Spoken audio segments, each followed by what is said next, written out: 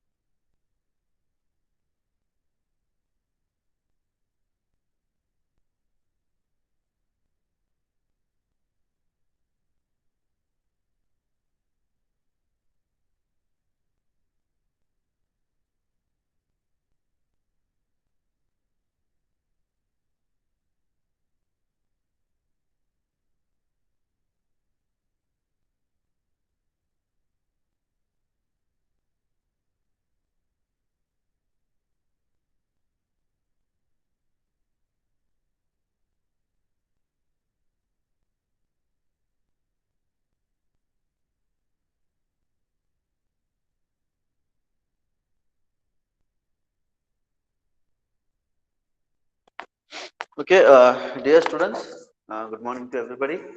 Am I audible to you? Yes, sir.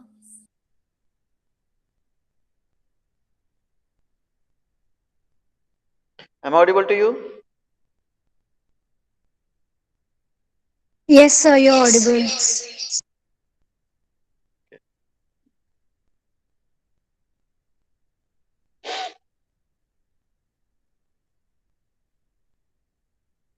Okay. Anyway, we people have completed your module 5. Yesterday, I think day before yesterday. Um, Today we are going to begin with your module 6. Fine.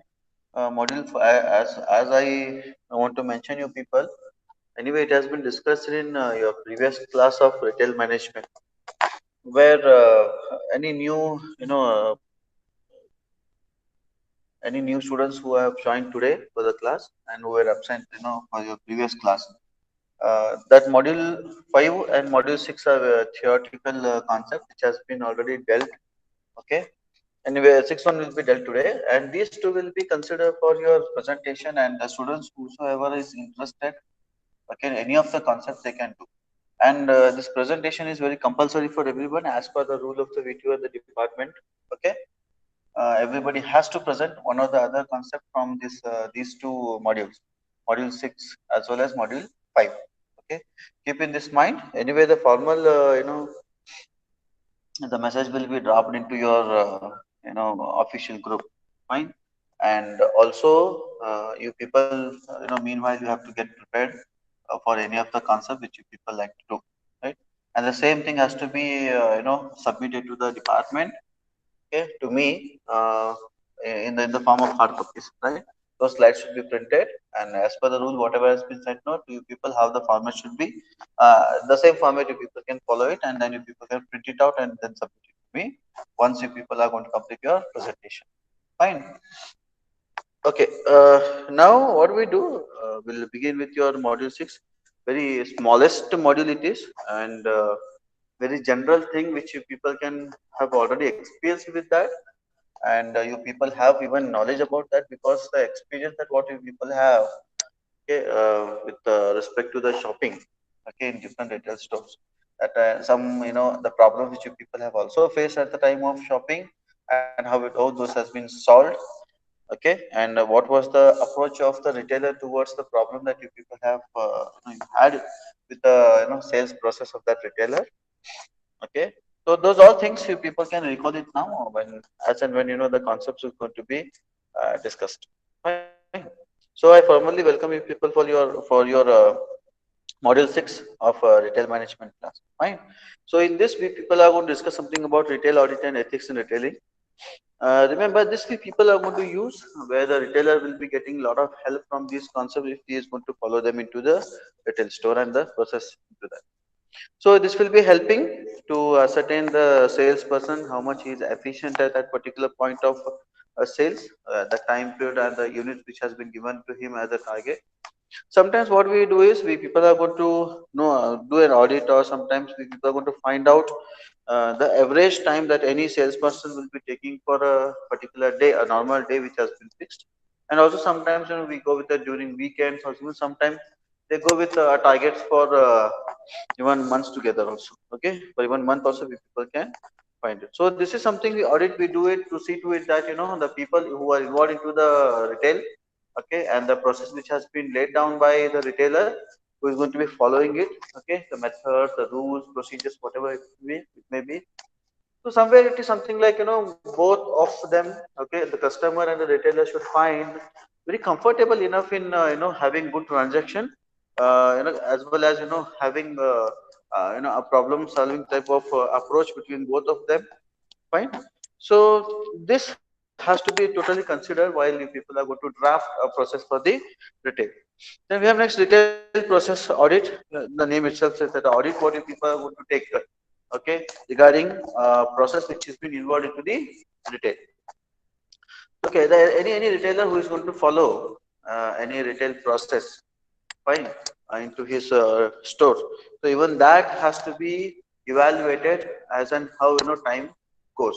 So it is must that has to be taken care about that, because that process should be very efficient enough. Okay, which will be giving more and more profitability to the retailer.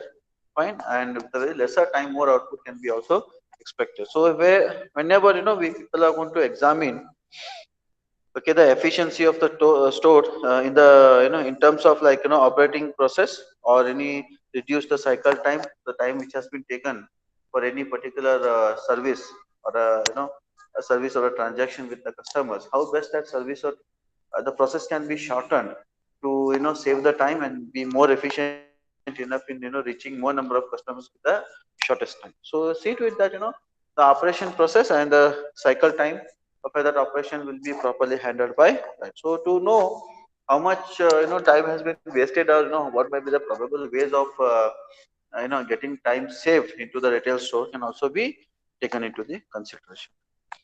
Okay, for instance, for example, like with the help of retail process audit, the retailer can can work out the way that they can improve their service to the customers, the delivery to the customers, and also they can improve the performance by using the technology, or upgrading the skills of the personas who are involved into retail process. Right, very simple one it is. Okay, now how we people are going to make it audit on the process. We do audit on even retail store as a whole. Fine. So especially whenever any auditor who is going to enter into the stores, he will be always having a skill of observing. Remember, here especially the observation skills in by putting themselves in the shoe of the customers, and they find that how best the observation, I mean the atmosphere inside the store will be helping to have a better transaction, get the successful transaction between the retailer as well as the customers.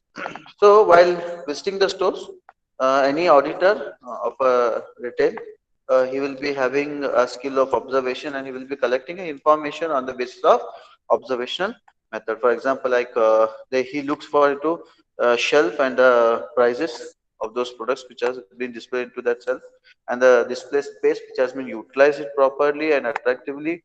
And then there's a presence of some special display, any events are going on, some season is there, some promotional activities into the store, and also be taken into consideration. So these all things will be evaluated by those auditors to see to it that how effective those has been utilized into the store, and what may be the probable outcomes, the outcome which will be helping both the people, either getting their needs satisfied as a customer, as well as having good transaction with the customer from the side of the retailer. How best these internal atmosphere will be provoking the customers, and as well as helping them to find out whatever those people want. Okay, then we have like the retailers, whatever they want with respect to product and services. Okay, so then we have like retailers can use this retail store audit, which will be resulting in a project sometime. You can take it as a project for few days with some objectives, or also sometime, and arrive at some national wide also, as well as the regional estimate of total sales or inventories. Okay, so see to it that how best you people can use this retail store audits in even finding out what may be the estimated total sales for the particular location that retail is been a retail store has been situated, and also sometimes you can go with the different segments, either national wide or the regional wise. Even store audit also includes the inventories. Fine. So next we have, when performing a retail store audits, you will glean insight into like the sales volume, which has been already, met or has been already fixed for meeting it for certain time, but which has been given in the form of targets. The levels of stock which has been included into the inventory. Usually, the store audits will be finding out, how much inventory is there with that, retail store, particularly for certain product categories. Adding both of them, where it will be in the inventory plus on the stock, fine, on the shelves, fine. So both has to be taken care of, whether how much is on the shelf and how much is back stock. So that then the auditor for the store can be also look for damaged products while handling or while those people receiving them from the suppliers, etc. Then the assessment will be done for visual merchandising and how best the display into the store. That all things has to be taken care compared to the competitors. How best you people are making it more attractive enough in making customers to buy. Fine. Then provoking them to buy sometime, right? Persuading them. Then planogram compliance, we have like shelf location inside the store, okay, and number of facing present, okay, or in the shelves, the number of SKUs present here, okay. Then we have missing or some inaccurate shelf tags, okay. These SKUs will be something like you people can find out certain numbers, alphabets, okay. Those will be put on the stock to know how much it is there in the stock and how many of them are on the shelf. I'll look at pricing strategy of the on the products into the retail store. Then we Sir, have in-store. sir, Please, hello. yeah, sir, is there no presentation for this module? Because it's getting little difficult to catch up. Yeah, for this we have a presentation only, and for this module also you have a presentation. So we can't see. Why? No, it has been Sir, already. no, sir, Oh, did I'm you very, I'm very share sorry, your sorry, sorry, sorry. I think it's a mistake from my side. Okay, what I have done, I have not presented the screen, seems right. Yes, sir. Yeah, yeah, yeah. Anyway, you people have heard it, no? I will be Yes, sir. presenting it. Okay, I will be presenting it. Uh, Wait for a while. Okay, sir. Okay, now is it visible to you, Tanvi? Yes, sir. Okay. What we have done, see here. Only these three slides we have done. One, the retail audit and ethics in retailing. Okay, I just go reading it, okay, for your reference once again, which has been discussed. You can Okay, sir. recall it out. Fine. Okay, the Yes, retail sir. audit and ethics in retailing, like it will be helping you people to ascertain the salesperson efficiency or given a time, time period for, certain sales or targets to him. Normally, it will be in a day we people can have, or sometimes audit can be done for weekend, okay, for a week also. Then we have a detailed process audit, purely which will talk about audit done by an expert to know that what process has been included, okay, for a transaction between the retailer and the customer. Fine. So whatever it is, maybe a operating process, or the best one is to reduce the cycle time of that particular transaction. Fine. So, for instance, as we said, the help of retail process audit, the retailer can work out ways to improve customer service, okay, then delivery, and also to improve the performance. Fine. Then also we people now what just we people are discussing is purely on retail store audit, where any auditor who is responsible for doing this, audit for the store, he will be having good observation skills, and he will be collecting information on the basis of the observation what he will find inside the store. As I was discussing something like shelf price or display space, how best it is been utilized, then the presence of some special display inside, either it may be supported by the company of that particular product which has been displayed, or sometimes it may be a seasonal wise where even retailer can also take up. Okay, also in-store promotion activities, right, inside the store, how best the promotion activities has been carried out. So this also includes, and the retailers will be doing this audit, and also having some their own projects, which those people can set it as a targets only projects, where they will be finding, an information about the regional, what into which those people are situated, fine, the segments which those people are operating around, and also nationwide they see it and look for, what total sales can be achieved for the specific time period which those people are going to set a project need to be accomplished. Fine. Along with that, the inventories also need to be taken care. Here, this is what we people were, also when performing any retail audit, what exactly store audit, what exactly the experts have to see. One, the volume of sales which has been sold, right? The inventory levels which has to be taken care, because when you people set a project for certain time period, and how much demand may be there and the supply should be there from the suppliers. So all those things has to be kept in the mind, where this inventory especially includes both the inventory which is on the shelves and also the back stock what the people can keep in certain godowns.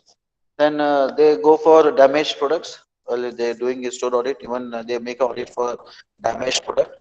They will be also assessing the visual merchandising and the display into the store, and find the summary what other competitors are doing it and how best it is. So somewhere the comparative study can also be done.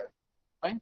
Then we have diagrams like shelf, location, how best the shelf has been arranged in particular location inside the store, how best the carpet area has been used into the retail store. Then the facing presents, number of facing presents where people can easily find it. Okay, then we have number of stock out units present inside the store. Okay, then this stock out units can also be taken into consideration in the form of the amount of the units or volumes of unit which has been kept on the shelf as well as inside the inventory back, what we said as back stock. Then missing or inaccurate shelf tags. Okay, even this SKUs can also give you some taglines on the products at what we people have discussed in your previous modules, where numbering can be done, some signs are going to be used. Okay, alphabets are going to be used to put the product. Then looking out a pricing strategy, even if you can compare with you know other competitors also. Okay, regarding the same products, same categories. Okay, in store location of the products, how best the products has been kept inside the store, and and those people, those has been made very attractive enough for the customers to gain the acceptance from the customer, and how best those products can be easily identified by the customers. So there are certain ethics in retailing, where this ethics it will be sometime explicit, which will be a law which gives you a written, okay, explanation, the code of conduct what we say that everybody has to follow. Sometimes it comes with the implicit, it all depends on how you people have been brought up into your life, okay, from birth, and to what type of society or religion that society people belong to, and then what type of culture that you people have. Sometimes that decides your own ethics and what is right and what is wrong, especially when we talk about this ethics. So ethics is what a set of rules for human moral behavior. Okay, what type of behavior should be exhibited. For retailers, they can have explicit and implicit. Explicit as said, explained and written. Implicit, which you people found yourself that what is right and what is wrong.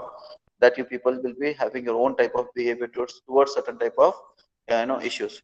Now, explicit code of ethics will be something in the form of written policy, which will be specifying what is an ethical behavior and what is an unethical behavior. This especially people can find it in some law books. Okay, even sometimes once you people entering inside, there will be some ethical code of conduct of a retailer also. They will where you people have to read it and go. It will make you people to read sometime by having some attractive displays. Fine. Implicit, as we say, unwritten, but well understood set of rules and standards of moral responsibilities by any human being. So it's unwritten, where you people get some ethical code of conduct from your parents, from your guardians, from your teachers. Okay, anybody. We say it as implicit one, which is not written, but still you people say that this is not right or this is not wrong.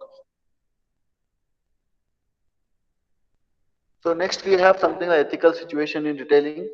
What type of ethical situation you people can find? One, we have should a retailer sell merchandise what was made using child labor? A questionable one. Some companies, especially certain companies like Apple, they don't go with a type of subsidiary companies which will be giving them some spare parts of the parts of the mobile, and if it is been manufactured under the circumstances where the child labors are used, okay, that may be unethical for those companies. They will not take any business from those people, and or they don't do it all. Should a retailer buyer accept any expensive gift from a vendor sometime? It can be also a questionable one. Fine. Should a retailer treat some customers better than the others? It happens sometime where very highly valuable customers will be given a very comfortable space in the retail store, and the value which is being generated by those customers will be very higher than the others. But it all depends, on the customer, on the retailer, which type of segment that he has to serve for. So if he's serving for more loyal type of customers and not much think about having new prospects into the his own retail store, for increasing the share. So sometimes it all depends that how the retailer treats the customers who is regular and who is something often he go to visit. Should a retailer give preference to minorities when making promotion decisions? Is also questionable when when especially when you see a type of retailers product which has been prohibited in the society for small children, so that will not be advertised openly.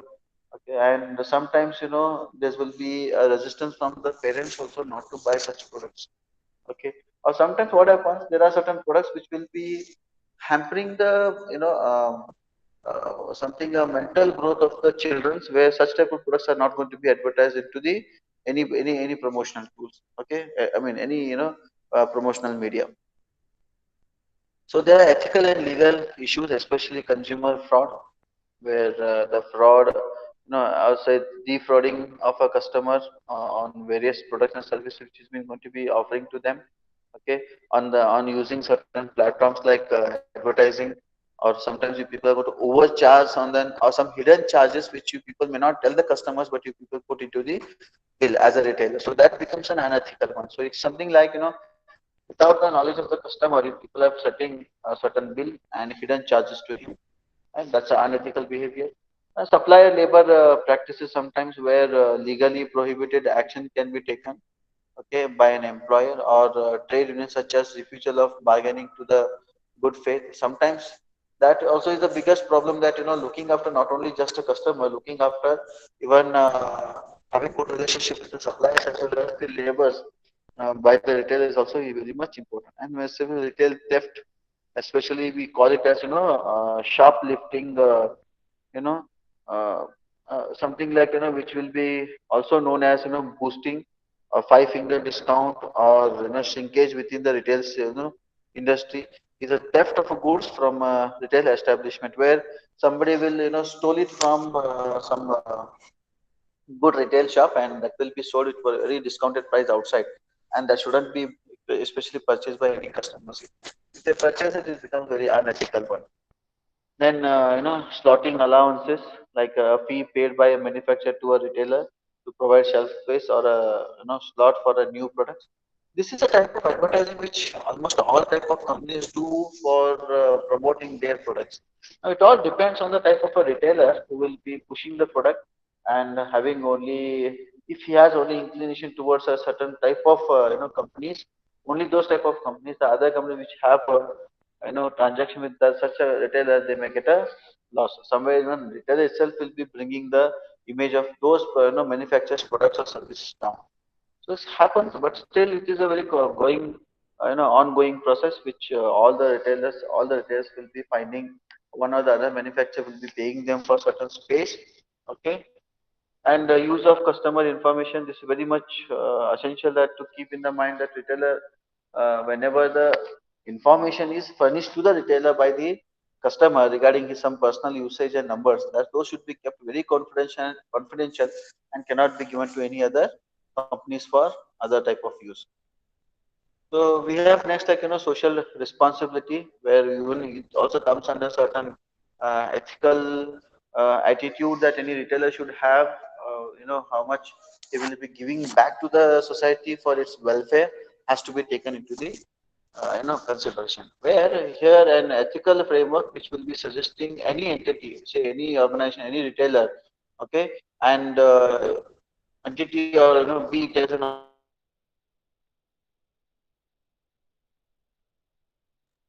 organization, be it as an individual, as I told you people, okay, it is an obligation of those entities. Remember, those people have to be to the society at a large.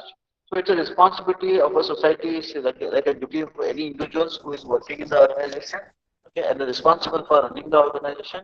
Remember, okay, and also he has to maintain some balance between the economy of the organization as well as ecosystem of the environment into which they are going to be having their own business who are running.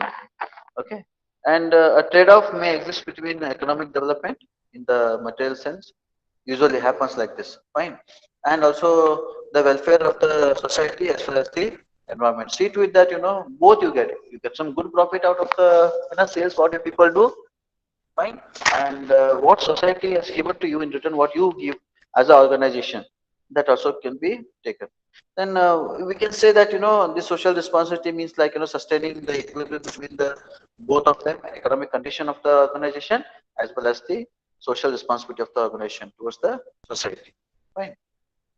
So we have consumerism. Here we have an definition by Kotler, okay, which was stated in 1972. He says that social movement seeking to augment the rights and the power of a buyers in relation to the sellers. Now this is something authority or power that any customer will be having to receive the benefit for the value, what receiving the benefit or value for the money which has been paid to the seller. So it is a right of the customers to get. So it is new laws, regulations, and marketing practices where it has been included. Okay, even sometimes these you people can find the public attitude maybe towards the government and the business. Both side we people can take care. Then consumerism is a social and economic order that is based on the systematic creation and fostering of a desire to purchase a goods and service in every great amount what is being spent by the customers to the retailer or seller. So see to it that how the systematically people deal with the customers as a retailer, okay, and as well as whatever has to be given to the money which has been paid by the customer, that retailer has to be given, has to give to the customers. And if you see consumerism in India, not all Indian consumers are well educated. So whatever those people are going to receive for certain money, if any undercutting happens or extra excess amount has been put into the bills, they may not come to know it will go. Especially happens sometimes exploiting of the customer is happening by the business organizations. They are going to be misled by going through some advertisements, okay, which will be in a form of descriptive or maybe a poor packaging even after sales service, fine. Once the sale has been done, service has been done, not be given adulteration, right, the biggest problem it is. Then price consolation and also so on. So there may be alteration in even that also, right? So we have liberalization and competition. Too much of competition and liberty is too much high in the to get some customers. Any sort of trick that organizations will play, fine. Then survival of the fittest, because a huge number of companies are coming into India, huge number of brands are there, right? Categories are introduced. So somewhere because of that, whosoever makes the competition, they are the only people who are going to survive in Indian market.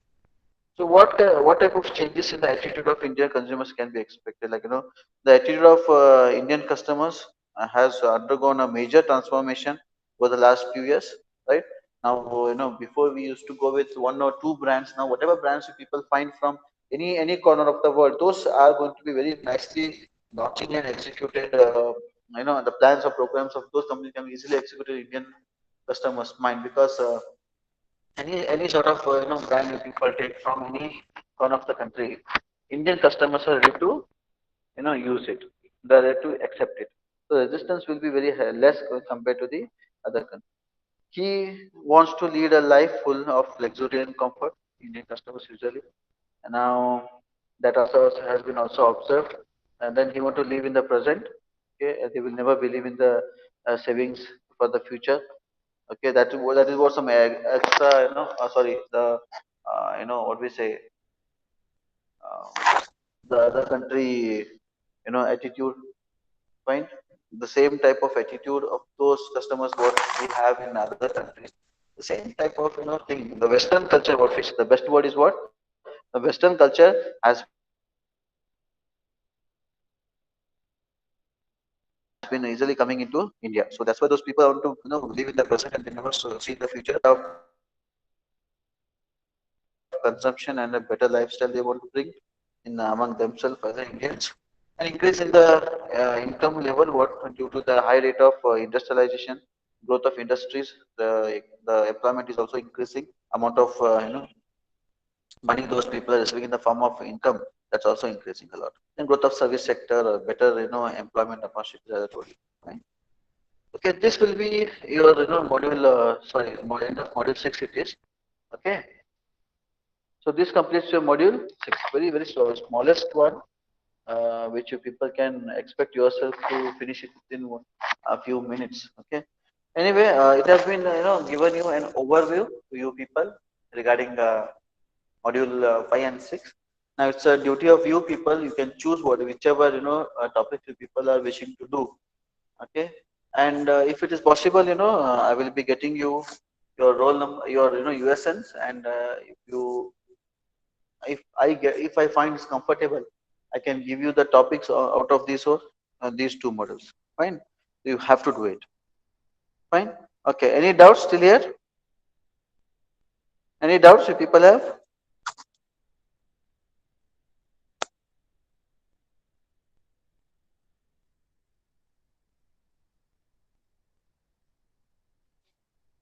Okay. Should I stop the class?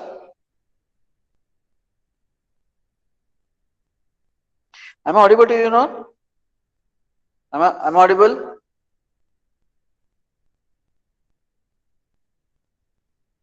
Ashmita, Yes, sir. Ayushi. Okay, okay. Fine. Anyway, we are going to conclude the class today, and this is going to be completing your retail management subject. Fine. So thank you for everyone for having great support in completing this you know uh, a subject. Fine, the entire modules has been completed, and then from the next class onwards you people should be present with the presentations. Fine, whosoever comes first we are ready to take. Otherwise the time slot will be given to you on which day that what who has to present. Fine, thank you. People can move out of the group.